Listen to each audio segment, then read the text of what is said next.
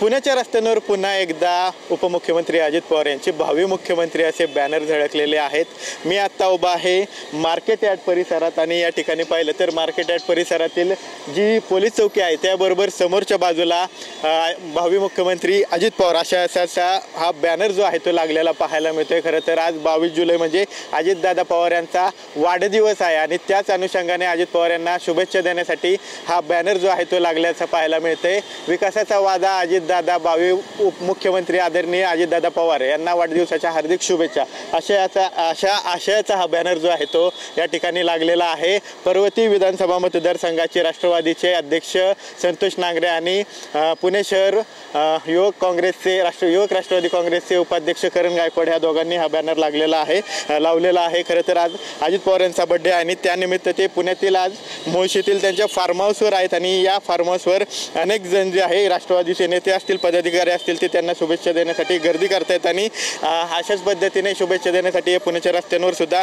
Banner जे आहेत ते लागलेले पाहायला मिळतात। आपल्यासोबत ज्यांनी हे बॅनर लावले ते आहेत संतोष सर, तुम्ही आज हा भावी मुख्यमंत्री म्हणून अजितदादांचा बॅनर लावलेला आहे, अजितदादांना मुख्यमंत्री झालेलं पाहिजे?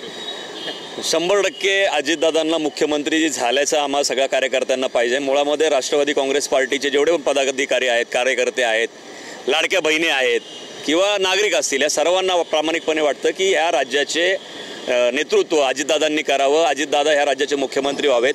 निश्चितपणे फडणवीस साहेब असतील, दादा असतील, हे सक्षम नेतृत्व या राज्याला मिळालेलं आहे। पण आमच्या कार्यकर्त्यांची, राष्ट्रवादीच्या कार्यकर्त्यांची प्रामाणिकपणे भावना आहे की दादा या राज्याचे मुख्यमंत्री झाले पाहिजे।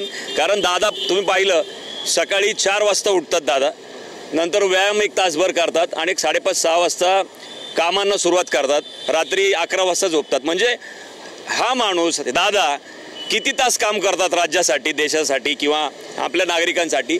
तर निश्चितपणे त्यांनी जे कष्ट केले त्याला निश्चितपणे काहीतरी देवाचा आशीर्वाद म्हणून दादांना मुख्यमंत्री व्हावं ही आमच्यासारख्या कार्यकर्त्याची प्रामाणिक इच्छा आहे। भावी मुख्यमंत्री म्हणून तुम्ही अजितदादांचा शुभेच्छांचा फलक लावलेला आहे, कशा पद्धतीने शुभेच्छा देतात?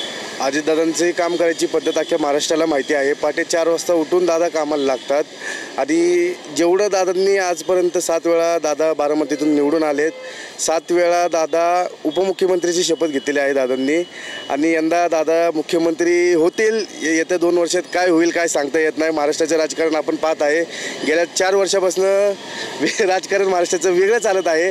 आता पुढील 2 वर्षात काही होऊ शकतं, दादा मुख्यमंत्री होतील अशी आमची अपेक्षा आहे व आमची प्रार्थना आहे आदरणीय दादा मुख्यमंत्री होते। येस येस, आपण पाहतोय की खरं तर हे जे कार्यकर्ते आहेत त्यांनी या भावी मुख्यमंत्री असा फलक लावून शुभेच्छा दिलेल्याच आहेत। मात्र येणाऱ्या काळात अजित पवार हे मुख्यमंत्री झालेले या सर्व कार्यकर्त्यांना पाहायचं आहे। कॅमेरा पर्सन विशाल रायपुरेसह विनय जगताप, TV9 मराठी, पुणे।